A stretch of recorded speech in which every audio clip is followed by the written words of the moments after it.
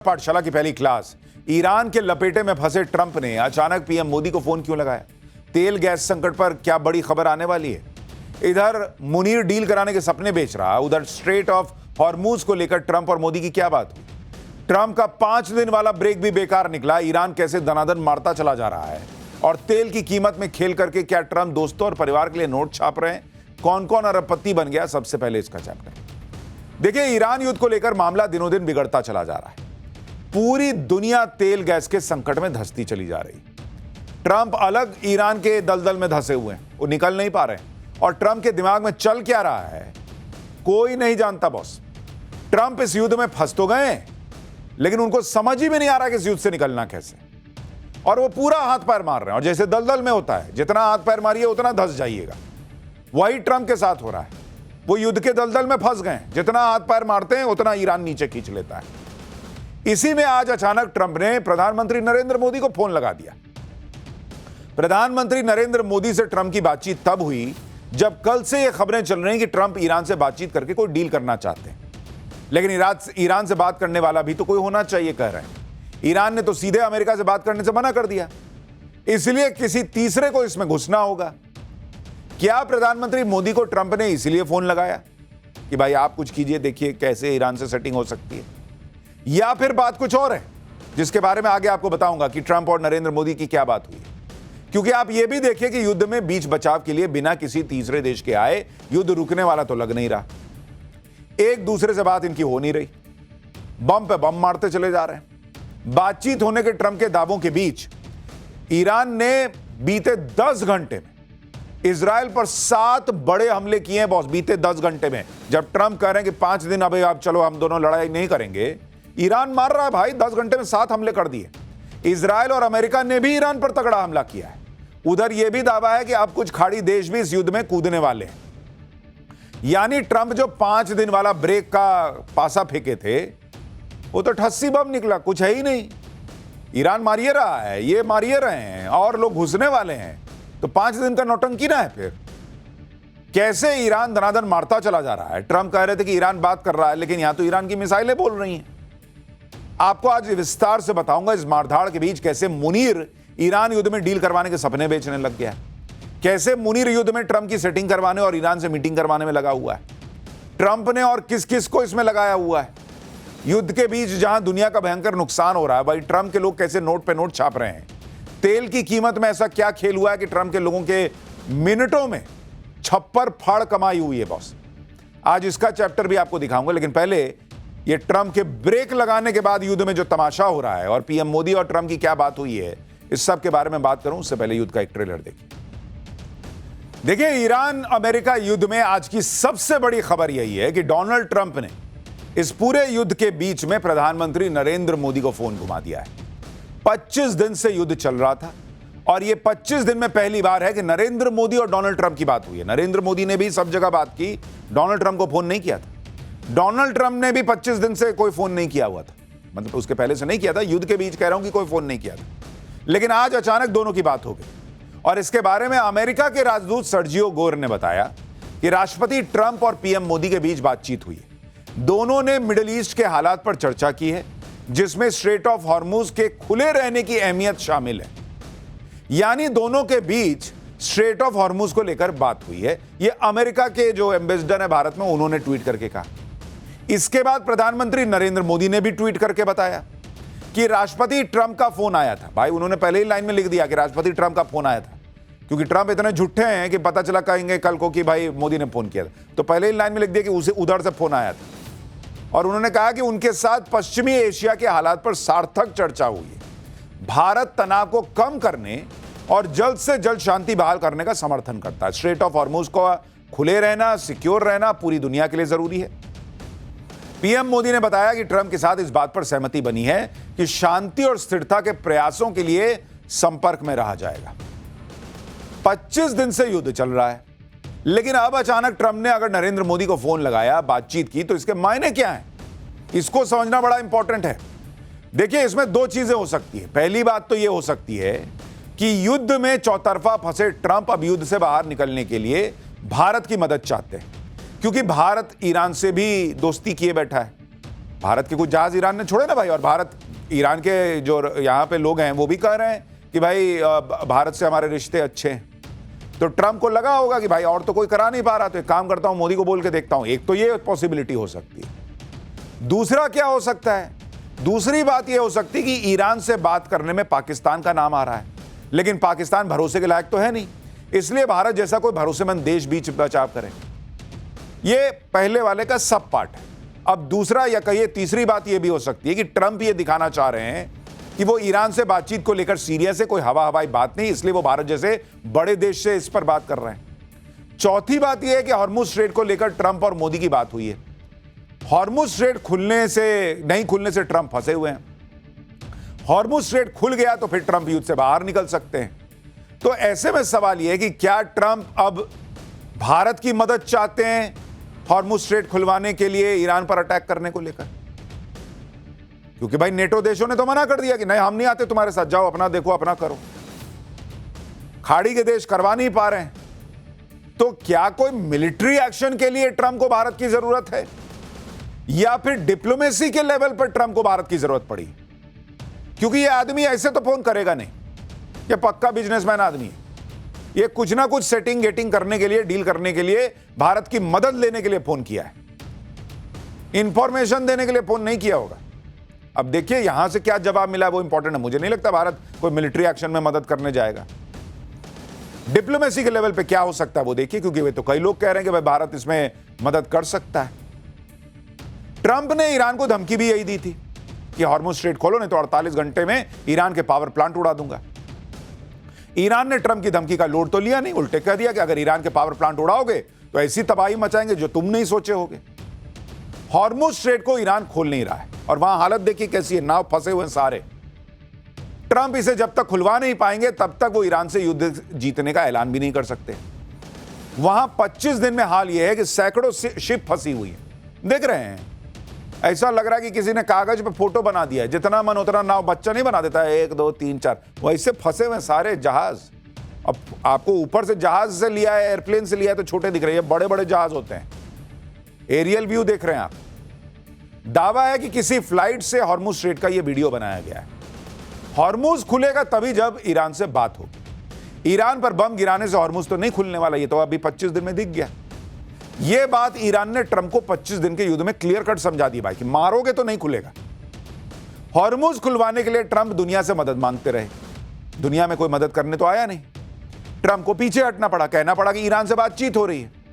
Iran से बातचीत को लेकर ट्रंप ने क्या दावा किया, एक बार सुनिए, फिर आगे की बात बताता हूं। But with Iran, we've been negotiating for a long time, and this time they mean business. And it's only because of the great job that our military did is the reason they mean business. They want to settle, and we're going to get it done, I hope. So we are now having really good discussions. They started last night, a little bit, the night before that, and I think they're very good. They want peace. They've agreed they will not have a nuclear weapon, et cetera, et cetera. But we'll see. You have to get it done. But I would say there's a very good chance. And it began, but we'll see what happens. I think there's a very good chance we're going to end up in a deal. And so we're giving it 5 days, and then we're going to see where that takes us. And I would say at the end of this period, I think it could very well end up being a very good deal for everybody. As good as if we... देखिए, बहुत संभव है कि Donald Trump को यह समझ में आ गया है कि भाई 5 दिन मैंने ईरान को दिए हैं, 5 दिन बाद हम जो है वो अच्छी डील कर लेंगे। मुझे लगता है वो कर रहे हैं, लेकिन उनको समझ में आ गया 10 घंटे में कि उन्होंने 5 दिन की बात की, उधर से ईरान मारता चला गया। तो इनको यह समझ में आ गया है कि इनके बूते का तो है नहीं ईरान को चुप कराना, ईरान से डील कर पाना, क्योंकि ईरान ने इनकी सारी नवाबी निकाल के छोड़ दी है। इसीलिए मुझे लगता है कि अब ये भारत से संपर्क कर रहे हैं ताकि कम से कम ईरान को बातचीत के टेबल पे लाया जा सके। क्योंकि 5 दिन बाद भी अगर कुछ नहीं हो पाया तो ये क्या मुंह दिखाएंगे। वैसे ही पब्लिक इनका मुंह देखना नहीं चाह रही है, जिस तरह से पब्लिक को, दुनिया को इन्होंने फंसा के छोड़ दिया है। ट्रंप ने दावा कर दिया कि ईरान को ऐसा फोड़ा कि वो डर की वजह से बातचीत के टेबल पर आ गया, लेकिन उनको अंदर से अंदर पता है ना कि क्या हो रहा है। भाई ईरान ने इजराइल के तेल अवीव और हाइफा में भयानक हमले किए हैं। 10 घंटे के अंदर 7 मिसाइल बैराज दागी। ट्रंप के ऐलान के बाद तेहरान के रिहायशी इलाकों में मिसाइलें गिरी। उधर ईरान के खुर्रम शहर और इस्फहान में पावर ग्रिड और गैस सप्लाई नेटवर्क पर हमले हुए। पाइपलाइन फटने से खुर्रम शहर में ब्लैकआउट हो गया। यानी युद्ध वैसा ही चल रहा है जैसा चल रहा था। ये ट्रंप ने नौटंकी की कि हमने 5 दिन की बात की है, 5 दिन में हो जाएगा, और इसीलिए आप फोन लगा रहे हैं इधर उधर कि भाई कुछ तो कराओ, बड़ी बेइज्जती हो जाएगी भाई। देखो, ट्रंप भले ही ईरान से बातचीत का दावा करें, लेकिन युद्ध के मैदान में भीषण बमबारी चल रही है, यह ट्रंप को समझ में आ रहा है। इजराइल में कल पूरी रात सायरन बजे हैं बॉस। तेल अवीव में ईरान की मिसाइलों ने नींद उड़ा दी लोगों की। इनमें ईरान की क्लस्टर बैलिस्टिक मिसाइलें शामिल थी। जब ये मिसाइल गिरती हैं तब ऐसा लगता है जैसे एक साथ कई मिसाइल गिर रही हैं, जबकि ये एक मिसाइल होती है। इसके वॉरहेड टारगेट पर गिरने से पहले ही आसमान में बिखर जाते हैं और ज्यादा तबाही मचाते हैं। देख रहे कैसे जा रहा है, एकदम झुंड बना के फट जाता है। और कल रात ये सब हुआ है डोनाल्ड ट्रंप के कहने के बाद कि 5 दिन का समय दे रहा हूं। विदेशी मीडिया के दावों के मुताबिक 10 घंटे में ईरान ने इजराइल पर 7 बार मिसाइलों के बैराज दागे। इजराइल के तेल अवीव में, हाइफा और ईरान में नेशार में ईरानी मिसाइलों ने तबाही मचा दी। नेशार के अपार्टमेंट में मिसाइल गिरने से पूरे इलाके में कोहराम मच गया। इजराइल के तेल अवीव में ग्राउंड जीरो से हमारे सहयोगी की रिपोर्ट देखिए, आपको समझ में आ जाएगा कि इजराइल में कल रात क्या हुआ है। टाइम्स नाउ नवभारत की टीम अभी पहुंची है तेल अवीव के उस इलाके में जहां की एक मेजर मिसाइल आके गिरा है। हमारी अभी सुपरिटेंडेंट से बात हुई, उन्होंने कहा कि यह क्लस्टर एमिशन ना होकर के एक पूरा का पूरा मिसाइल था जो कि सड़क पर गिरा है। और वहां पर आप देख सकते हैं कितना बड़ा डिस्ट्रक्शन क्रिएट हुआ है, चाहे वो फर्स्ट फ्लोर हो, सेकंड फ्लोर हो, थर्ड फ्लोर तक जाके डिस्ट्रक्शन पहुंचा हुआ है। लेकिन एडमिनिस्ट्रेशन ने यह साफ बताया कि यहाँ इंजरी हुई है थोड़ी बहुत, लेकिन कोई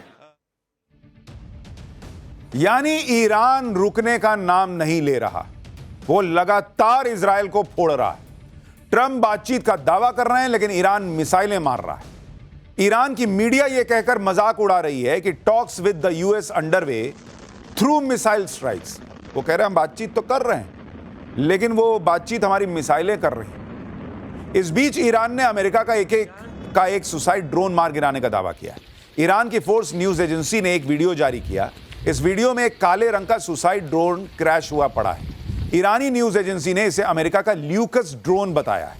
25 दिनों के इस युद्ध में ईरान ने अब तक अमेरिका के 131 ड्रोन मार गिराने का दावा किया है। इधर ईरान फोड़ता चला जा रहा है, उधर इजराइल भी नहीं रुक रहा। कल रात तेहरान में रिहायशी इलाके में भयंकर एयर स्ट्राइक हुई, जिसके बाद पूरा इलाका हिल गया। एक बिल्डिंग तो पूरी तरह से तबाह हो गई, जबकि दूसरी बिल्डिंग में एक फ्लोर रहने के लायक ही नहीं बचा। ईरान ने आरोप लगाया है कि हमला अमेरिका और इजराइल ने किया। ये तस्वीरें आपको तेहरान की दिखा रहा हूं। मतलब दोनों तरफ भयंकर तबाही मची हुई है। सोचिए, बम और मिसाइलें तब गिर रही हैं जब ट्रंप ने 5 दिन के लिए ब्रेक लगा रखा है हमले पर। जब ट्रंप ये कह रहे हैं कि बातचीत चल रही है तब मिसाइलें गिर रही हैं। ऐसे में ट्रंप की बातों को कोई सीरियसली कैसे लेगा बॉस? ट्रंप दावे बड़े बड़े फेंक देते हैं। उनकी ईरान में कुछ लोगों से बात हो रही है कह देते हैं, वो ईरान में टॉप के लोग हैं कह देते हैं। ट्रंप का दावा है कि ईरान अब वैसा ही करेगा जैसा वो चाहेंगे, तो अब तक क्यों नहीं किया? और कर रहा है आपके चाहने पर कर रहा है, तो तेल अवीव कैसे फोड़ रहा है? आप चाहते हैं क्या इजराइल पर अटैक हो? वो कह रहे हैं कि जैसा वेनेजुएला में ट्रंप ने किया था वैसा ही ईरान में होगा। सुनिए एक बार। Everybody's been killed from the regime. They're really starting off. There's automatically a regime change, but we're dealing with some people that I find to be very reasonable, very solid. The people within know who they are. They're very respected.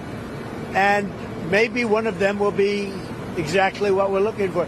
Look at Venezuela, how well that's working out. We are doing so well in Venezuela with oil and with the relationship between the president-elect and us. Venezuela में तो Trump ने वहां के राष्ट्रपति Maduro को उठवा लिया था, फिर मादुरो के ही करीबी सहयोगी डेल्सी रोड्रिगेज को कमान सौंप दी। यही फॉर्मूला ट्रंप ईरान में अपनाना चाहते हैं, लेकिन ईरान वेनेजुएला नहीं है। ट्रंप ये दावा कर रहे हैं कि वो ईरान में बहुत सॉलिड व्यक्ति से बात कर रहे हैं, लेकिन वो सॉलिड व्यक्ति है कौन ये तो बताओ बॉस। उनको खुद नहीं पता, क्योंकि फेंकने में कुछ थोड़ी लगता है।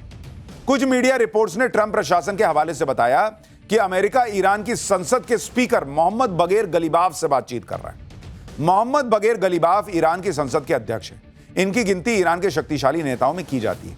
ईरान की राजनीति में मोहम्मद बगैर गलीबाफ एक बड़ा नाम है। वो IRGC के पूर्व कमांडर और तेहरान के मेयर रह चुके हैं और सीधे तौर पर सुरक्षा बलों और सुप्रीम लीडर के करीबी रहे। लेकिन अगर अमेरिका इनसे बात कर रहा है तो खुल के नाम लेता है। ये तो सोर्सेज से खबरें चल रही हैं। लोग कह रहे हैं कि ट्रंप हवा में तीर चला रहे हैं, क्योंकि ईरान के जिस नेता से अमेरिका ने बातचीत करने का संकेत दिया, उस नेता ने तो तुरंत कह दिया कि झूठ बोल रहा है। ईरान की संसद के स्पीकर मोहम्मद बगैर गलीबाफ ने इन सभी मीडिया रिपोर्ट को सिरे से खारिज कर दिया। सोशल मीडिया पोस्ट में उन्होंने लिखा कि अमेरिका के साथ कोई बातचीत हुई भी नहीं की है। वित्तीय और तेल बाजारों में हेरफेर करने के लिए ऐसी झूठी खबरें फैला रहा है आदमी। अमेरिका और इजरायल युद्ध के इस दलदल में फंस चुके हैं, जिससे बाहर निकलने के लिए फर्जी खबरों का इस्तेमाल किया जा रहा है। यानी अमेरिका और डोनाल्ड ट्रंप नोट छाप रहे हैं बॉस, और मैं आपको बताऊंगा अभी कैसे। ट्रंप की बातों पर किसी को भरोसा नहीं रह गया, इसलिए आप देखिए कि क्रूड ऑयल के दामों में फिर से आग लग गई है। कल ट्रंप के 5 दिन वाले बयान के बाद ब्रेंट क्रूड ऑयल की कीमत 10% गिर गई थी, लेकिन आज फिर क्रूड ऑयल के दाम 4% बढ़कर $104 प्रति बैरल पहुंच गए, क्योंकि लोगों को दिख गया कि अरे ये आदमी बोला और रात भर बम फटा है, कैसे तेल की कीमत कम होगी, फिर भाग गया वो ऊपर। कई लोग कह रहे हैं कि ट्रंप ने जिस तरह से अचानक ईरान से बातचीत होने की बात कही, उसके पीछे शेयर मार्केट और ऑयल मार्केट का बड़ा खेल है।